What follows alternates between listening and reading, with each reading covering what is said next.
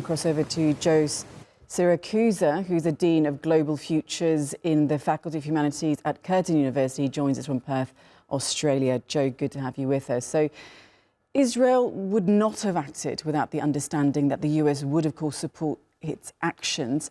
If Nasrallah is dead, what response do you expect from the United States? Well, the United States is going to try to play a very cool hand here, and you're quite right. I don't think Israel would have done anything without the approval of the United States, because it depends completely on the United States for ammunition, logistics, and even satellite reconnaissance and intelligence and that kind of thing. And so I think the move in the United States is to sort of watch what happens next. You know, in every war, and I've lived long enough to see a lot of wars, there's a certain point in a war where things just happen. Events take over. You mean, Hezbollah is incredibly weakened. Its general secretary has been murdered. Top leadership of Hamas has been assassinated in Iran. And I think it's quite clear to the Iranians that the Israelis will hold them accountable for an attack on Tel Aviv or on Jerusalem. So, you know, that's why the Iranians are pausing here, because the Israelis are going to hold them accountable. And you know, sure as God made little green apples, the United States will hold Iran accountable. So Iran is sort of in a position now where it has no more cards to deal. And if it deals, it's going to find itself in peril. You know, when I was a young man at university, we had the Republic of Iran pull away in 1979, and it's been on thin ice ever since. You know, it's had to struggle to survive, and the United States is always looking away to attack it or something like that, to dismiss it. And so, you know, they know how this game is played. You know, if Iran makes a mistake, it disappears. If Israel makes a mistake, it doesn't disappear because of its a relationship with the United States. The United States, of course, never disappears. It's just too big on the scene. So I think now events are going to take over. And I've been looking very closely at what Jerusalem has to say. They say that Israel's enemies should now know that Israel is serious. Well, I always thought that was true. And of course, in Western capitals, they're talking about what Iran's going to do next. Yeah. Well, actually, I think Iran is in a very tight spot. Yeah, and it seems to have been a great calculation, you could have said, by Israel. You know, it's put Iran in a situation where it can't really act, and we're seeing these statements coming out. It seems to be essentially holding. It's in a kind of holding pattern right now. It can't really do anything, can it? No, it can't. But you know, this is very similar to what happened in 1914 with the crisis in the Balkans. That sometimes nations, in that case, it was Imperial Germany, giving the blank check to the Austro-Hungarian Empire. Sometimes nations just roll the dice. And I think Israel has rolled the dice here. You imagine this. Benjamin Netanyahu is telling the United Nations about the righteousness of Israel's cause, while at the same time blowing up a neighborhood in Beirut that killed the Secretary General of Hezbollah. I mean, this is incredible doublespeak, you know, where words don't mean anything, but actions do. So, you know, I think Israel has just thrown the dice on this one.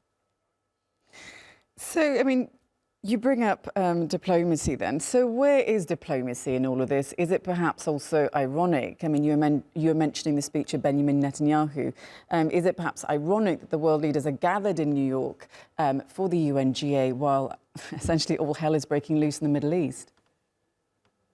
I would add, in addition to that word, ironic, obscene. You have the world's leaders listening to the leader of a nation who's broken every rule in the book, and who's on the books in the Hague as a war criminal. I mean, you couldn't make this stuff up. As a matter of fact, I mean, it's worse than ironic. It's cynical and it's obscene. And of course, the Secretary of the General United Nations says that not only is the UN broken, it might even be irrelevant. And so, you know, there is no place that anybody can go.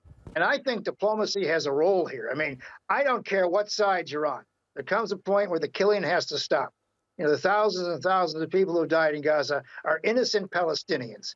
And now the hundreds of people dying in Lebanon are innocent Lebanese. They're not Hezbollah. I mean, although they got them too. So we're getting hundreds now, thousands of people dying of things that didn't, you know, they're not really part of.